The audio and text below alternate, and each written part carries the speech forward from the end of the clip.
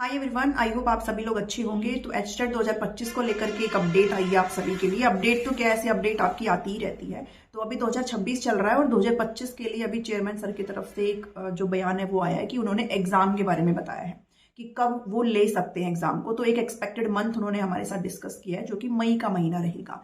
तो आप लोगों की अपनी प्रिपरेशन जो है, जो आपने बीच में, मुझे पता है सबने रोक रखी है, तो उसको थोड़ा बहुत इधर उधर कर लो, ठीक है। थोड़ा सा स्टार्ट कर लो आप अपनी प्रिपरेशन को। और मई का महीना वैसे उन्होंने कहा है, बट मुझे नहीं लगता मई के महीने में आपका एग्जाम होगा। तो ये भी डाउट था आपका, जो आप कमेंट कर रहे थे कि भाई मई में होगा कि नहीं होगा। तो जून और जुलाई में पॉसिबिलिटी है, जैसे पिछली बार हुआ था, जून और जुलाई में पॉसिबिलिटी, ज्यादा पॉसिबिलिटी जुलाई में बन रही है। बट मैं स्टिल आपको यही कहूंगी कि आप मई महीने को ही मान करके अपनी जो प्रिपरेशन है वो करना, क्योंकि अगर मान लो जून जुलाई में जाता भी है तो फिर आप अच्छे से वो रिवीजन कर सकते हो। और एनी हाउ अगर इन्होंने मई में ही ले लिया, बिकॉज इनका कोई भरोसा नहीं है, तो फिर बाद में ये भी नहीं कर सकते हो आप लोग कि भाई हमारी तो प्रिपरेशन नहीं थी। और अभी ये कहना मूर्खता होगी कि हमारी प्रिपरेशन नहीं हुई, बिकॉज बहुत ज़्यादा भयंकर टाइम आप लोगों को यहाँ पर मिल रहा है। तो मैं आपको सजेस्ट करूंगी कि मई के महीने के लिए आप प्रिपरेशन करके चलिए, बाकी एग्जाम आपका जून और जुलाई में होगा, ठीक है। ऐसा मैं सोच करके यहाँ पर चल रही हूँ। तो ये तो हो गई आपके एग्जाम मंथ की बात। अब दूसरा ये है कि आपकी जो क्वेरी एक और है कि आप इसका फॉर्म रीओपन होगा कि नहीं होगा, ये भी आप बहुत कमेंट कर रहे हो। तो भाई बिल्कुल होगा, ठीक है, फॉर्म रीओपन होगा आपका और 100% होगा। तो जिसने नहीं फॉर्म भरा है ना, और जो भरने का इच्छुक है, जो भी कैंडिडेट भरने का इच्छुक है, वो अपना फॉर्म को भर सकते हैं। तो आप बस अपनी प्रिपरेशन कर लो और फॉर्म जैसे ही ओपन होंगे आपको सूचित किया जाएगा और तुरंत अपना फॉर्म जो भर देना और एग्जाम दे देना, ठीक है। तो फॉर्म बिल्कुल होगा आपका ओपन। तीसरी चीज प्रिपरेशन के रिगार्डिंग मैं आपको बताना चाहूंगी कि जैसे मैंने पिछली साल, अगर आप मेरे से जुड़े थे, तो मैंने आपको डेली बेसिस पर टारगेट्स दिए थे और उन टारगेट्स के थ्रू बहुत सारे स्टूडेंट्स ने बहुत अच्छे नंबर भी जो है ग्रहण करे थे। तो ये जो टारगेट्स है ना, वो डेली बेसिस पर मैं आपको फिर से प्रोवाइड कर रही हूँ और जिसमें 17 से 18 टारगेट मैं आपको ऑलरेडी दे चुकी हूँ। तो आप स्टार्टिंग से इनको फॉलो करना शुरू करिए। ये टारगेट्स आपको बिल्कुल फ्री मिल रहे हैं, जो कि टेलीग्राम पर मिल जाएंगे, मेरे फेसबुक पेज जो कि टीचिंग गोल्स है उस पर मिल जाएंगे। इसके अलावा यूट्यूब के भी पोस्ट सेक्शन में जाकर के आप चेक कर सकते हो। डेली बेसिस पर आपको टारगेट्स दिए जा रहे हैं।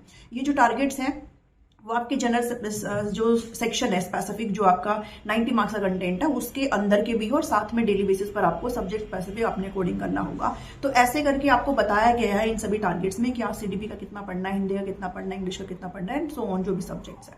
तो आप इन टारगेट्स को फॉलो करते हुए 35 से 40 दिन में अपना सब्जेक्ट जो है आराम से खत्म कर सकते हो, अपना सिलेबस खत्म आराम से कर सकते हो। अगर आप बहुत ही सच में अगर आप प्रिपरेशन करना चाहते हो, if you are sincere enough, तो अगर आप नहीं करना चाहते हो तो फिर वो टारगेट दे लो, कुछ भी दे लो, उसका कोई फर्क नहीं पड़ता। तो टारगेट्स को आप फॉलो कर सकते हो। अगर आपकी प्रिपरेशन नहीं है, आप अगर शुरू से कर रहे हो तो भी ठीक है, प्रिपरेशन है तो भी आप रिवीजन के तौर पर इन टारगेट्स को फॉलो कर सकते हो। तो टेलीग्राम पर आपको वो मिल जाएगा, ठीक है। इसके अलावा जो मॉक टेस्ट है, जैसे मैंने पिछले साल आपको मॉक टेस्ट करवाए थे, आई थिंक 16-17 मॉक टेस्ट करवाए थे, जिसमें जनरल सेक्शन का कंप्लीट सोल्यूशन आपको करवाया गया था। सिमिलरली हर संडे को एक मॉक टेस्ट मैं आपको अभी भी प्रोवाइड कर रही हूँ, जिसको आपने बहुत सिंसियरिटी के साथ करना है। ये मॉक टेस्ट आपकी ना सिर्फ टाइमिंग को इंक्रीज करेंगे, बल्कि आपको ये भी बताएंगे कि आप किस तरह की हद तक आप प्रिपेयर हो।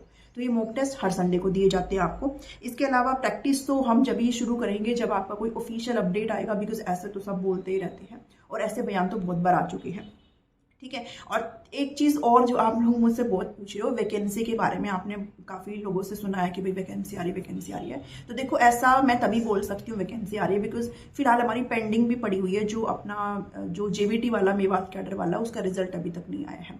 तो इनकी बहुत सारी वैकेंसीज ऐसी होती हैं जिसमें कोर्ट केस लग जाते हैं। तो अभी मुझे नहीं लगता कोई वैकेंसी आ रही है, और आ भी रही है तो जब आएगी बता दी जाएगी। बट हम आने से पहले कुछ भी ऐसे प्रेडिक्ट नहीं कर सकते, और मैं तो बिल्कुल नहीं कहूँगी बिना किसी ऑफिशियल अपडेट के। बाकी आपकी अपनी श्रद्धा है, अगर आपका स्टेट क्लियर है तो आप अपने सब्जेक्ट को प्रिपेयर करके रखिए, बिकॉज आप कर भी रहे होंगे, क्योंकि जरूरी नहीं है हरियाणा में आपने KVS MVS भी दिया होगा, EMRS भी आप दे रहे होंगे। तो इतना तो सब लोग मैच्योर है, ठीक है। मुझे थंबनेल में ये लिखने की जरूरत नहीं है वैकेंसी आ रही है, वैकेंसी आ रही है।